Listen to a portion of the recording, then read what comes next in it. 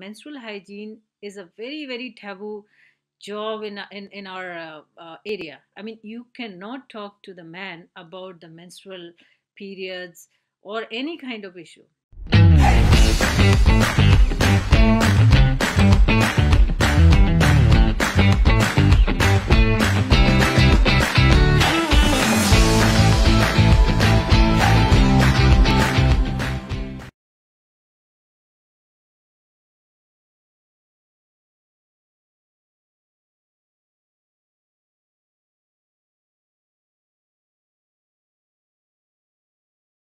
Maya Vishwakarma, thank you so much for joining me on my show. How are you? I'm really great. I'm doing good. It's beautiful here in California. So yeah, it's nice. Yeah. I thank you so much for joining me all the way from California. But really, what we're talking about is not California. We're going to talk about India today, right? Oh, Because you're doing some fascinating work with India and helping a lot of people, both locally and at scale. So I want to just dive straight into it. Maya, tell me a little bit about your journey and how do you get to work in rural India and helping lots of women? yeah, so Michael, I born and brought up in India. It's a very small village called Mehragaon, and it's like you can't even find in the Google map. And that's where I grew up, and I came all the way from there to United States, and then I study science, and then I was doing my PhD program in South Dakota. After 2 years, I dropped it and I joined the research here. And one thing I realized, like how many people comes from that far to here and pursue their study and have a good life. And the things are same in my village, back in my village, and problems are rising. So I thought like let's give some try and just serve those people. So I went back to my village, searched about the problems. I knew also because I grew up there. So then I find out like, okay, these are the bigger issues which I can, work easily, because nothing is like difficult for me, since I know the people, language, and culture and everything. So then I started with this project called Menstrual Hygiene Awareness, affordability, and availability. These three things, like it has to be there, because in the remote area everywhere, this is the women hygiene is a big issue everywhere, most of the parts. So tell me a little bit about this big issue. What is the issue and what is the scale of it as well? Because coming from a place that's a little far away, it's a little distant from my understanding. So share with me a little bit about what's actually happening. Yeah, so the thing is like, earlier time, like if we talk about like our grandma's time, that time they were like, very, very equipped with the cotton clothes. We all know, like, all old people, all old time, the women, they used to have the good cotton in the abundance, that they can change that cloth every time, they can dry, and they had that kind of a freedom. But the over the time, we replaced that cotton with the synthetic, with the other materials, and then families getting divided, and then the women's space got very, very small. And now the new modern India, so called, like the architecture of the houses, they are building such a way that you can't dry that clothes in a sun, and it is a big taboo in India. So if you can't dry and you can't wash that clothes, then ultimately it will be making you sick. And nowadays it's very, very short, because one woman is using the same clothes over and over and over and over, and especially in the rainy season, it gets really moistures, and that's how they got UTI, RTI, cervical cancer, and so many other stuff. So this is the major Oh issue. boy. And because of the biggest population in India, like we are billions in India. So it's hard to reach out the sanitary pad to each and everyone in the remote, in the tribal area. So most of the women who are living in a outside, like outskirt countryside, they don't even know what is sanitary pad. And if they know the sanitary pad, it is so expensive that they can't even afford it, because it comes with it doesn't come with the livelihood, because they had to arrange first the food, and then only they can think about other stuff. So most of the population can't afford such a expensive pads, and if they can afford, then it's not available there. So then we started thinking about it, and then we thought, like, how to solve this problem in our area actually. So tell me a little bit about this problem-solving thinking. First of all, what is how would you define the scale of this problem? So how many people do you think are lacking this proper hygiene or sanitation right now because of these different norms in modern India? How big is this problem that you're tackling? So the problem is really, really huge. The data says, like, is still in the modern age in India, all the rural Mhm. place, 70% population is still not getting the hygienic Wow. stuff. 70% in the village, in the rural India, they are not getting the sanitary pad or any hygienic stuff. So the problem is very, very big, very, very high. And I tell you, like 12% girls, they drop out because of this issue. Because in the school, when they get the periods, they don't have pads, Wow. they use the clothes, and then they go to school, and school doesn't have toilets and comfort kind of a place where they can change. So they don't go to school, and then finally they drop out. So 12% girls, they drop Wow. out from the school because of the sanitary pad.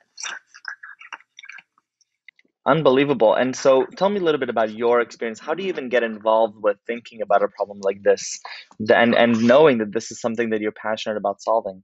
Yeah, because this relate to my own story. When I was growing up in those areas, I was also one of them in my teen. So in my high school, I also faced the similar issues, like using the clothes, and very hard time for drying them. And if they dry, then it's hard to keep them like six hour or so. So all these difficulties I went through. And then over the time, I also got some kind of infections and all issues, like the other women's. And then, because I was always worked in a hospital and the medical research, so I thought, like, I may can solve these issues, because this relate to me. This is my very, very intimate issue, that I can understand other girls, other women. So then I went there, and then I talked to the women's, and heard their issues, their problems. And then we thought, like, okay, how can we go one by one step at the time. Then we find out, like, who's the guy, who's the guy working on these issues. Then I travel all over India, find out some people, and one of them is like Arunacharam Muruganathan. He's the guy whose biopic is very, very famous. It's called Padman. So it is like one of the big blockbuster in India. So that guy I met, and he was kind of inspirational. And then I started arranging machines, the materials, and the women's, and the trainings, and scalabilities, and everything. So it's around like 6 7 years journey. Yeah. So you're saying it as if it's a, very, very simple, yeah, scalability and the technology and the R&D and everything. But I would love to hear that story, because I think that's really what gets fascinating, how you can actually take this idea, take this problem, and bring it to fruition and create a product that actually makes such a strong impact, especially in a population where it's not the same thing as creating a product and marketing it to a bunch of, consumers right in the United States. It's a different type of problem. It's a different type of distribution. So tell me first a little bit about the solution that you found, and then I would love to really talk about the distribution and the scalability of it. How do you get it to all these women? Because it's a very different industry from those that I'm used to. Yes, so it is completely different, because it's a hygiene kind of industry, and very few people works for that issues, because all the multi company come forward, and then they take over this. But the problem is, first of all, in our area, it's like agricultural area, and the income of the per family capita is very, very less. and they mostly spend in, like, food and arranging other stuff. So the women hygiene comes at the very last end. Like here in the United States, we live here, we include the sanitary pad and all the hygiene stuff in our monthly budget.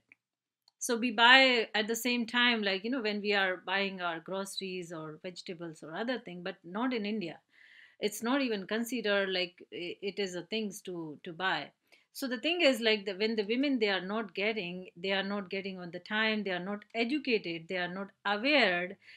We didn't had a any kind of a syllabus in our book right up to 10th grade that the hygiene should be, included, and this is the prominent issues, and all the girls, they should learn about this thing in a school. So this is like really big issues in our, like, community.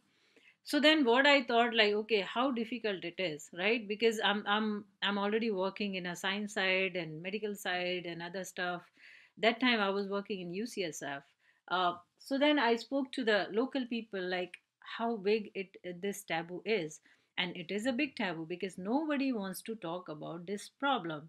So first thing, you are a local and you need to you need to uh, talk to the people and convince them that, like, I really want to work on these issues in this area only, because I can work anywhere in India, but why I chose my own district location hometown area, because I understand people and I want to solve that problem from that community. So then we arrange the machines, and then, the material which comes all the way from China, as we all know, like, it's all standard. And then we find out the good machines, and we hired the women who are actually looking for a job. They are like a daily worker, they daily wage workers. So Amazing. yeah, so we hired them, we trained them how, what is a hygiene, how to make sanitary pads. It's a very small scale that we were working earlier, but then slowly we gave them, confidence, like, hey, this is your products, you are going to work here. And we gave, the brand is called No Tension Sanitary Pad, and they got like very happy, like, hey, this is our own products, we are making and we are distributing. So then that got like really really around the cities and then the villages. And then we reach out to the more women, women, because in India the sector is divided, like the men's, they work in a different parts, and the women, they works in a different work. It's like the industry side, you will find the more men and the less women, but in agriculture there is like 50%, 50-50. And then there are some certain groups in the all the villages, like asha karyakarta, asha workers. Those groups, they are only for the women. So the women to women, it's easy to spread out the word, spread out the products. And after that, after manufacturing the pads, then I thought, like, maybe the education is the most important key to, educate them about the awareness, how to use pads, how to dispose the pad, because the environmental issue is also coming up in a landfilling and plastics and all that. So we need to approach in a holistic way, where we are giving the solution, also we are giving the other solution to dispose the sanitary pad. Because in India we don't have, like, things like separation and segregations and all that. We dump at the one place or we burn at the one place. So this is how this was very critical, because the awareness and the education part. So I took the pledge that I will go around that area and stay on the road for, like, couple of months, and educate all the schools and the girls hostel and the tribal area in terms of the menstrual hygiene, like the awareness program. So we designed the program, we designed the material, and then I went to 15 tribal area, stayed there for a few days, and then take the workshop and the conferences and the classes in all the girl kind of hostel. So you can meet like larger population from a different villages. You train all the girls, like, hey, how to spread this message, how to reach out to other women in your village, in Very, your very cool. exactly. So this program went like really very very successful, and all the medias covered, and it came in the local news, so that other people also they were reading, and this was kind of eye openers. And that time the movie was coming like Padman, so eventually my name came up as a Pad Women of India. So this was the time where I spent most of the time on the road. And then I was and then I spread out, like, I reach out to thousands of girls, women's needy. They had a millions of questions, like, hey, why this happens, why that happens, and so many. And unfortunately there's no system where they can ask their queries and they can get the right answer, and they can study well. Because when you have something in your mind and you're not getting answer on time, then you cannot focus on your study or in your daily to day life. So this is how, like, we spread out this awareness programs and the sanitary pads all over the places. I think that's just remarkable. Tell me a little bit about the most difficult thing that you've encountered throughout this process, because you make it sound, relatively okay, but I'm sure that it was incredibly difficult. I mean, you're talking about having to find a holistic approach to, solving like an incredible need within a country that has, billions of people, and you're talking about something with a population that doesn't necessarily have the also, funds and the education to start with. So I'd love to hear a little bit about the greatest challenges that you've had along the way.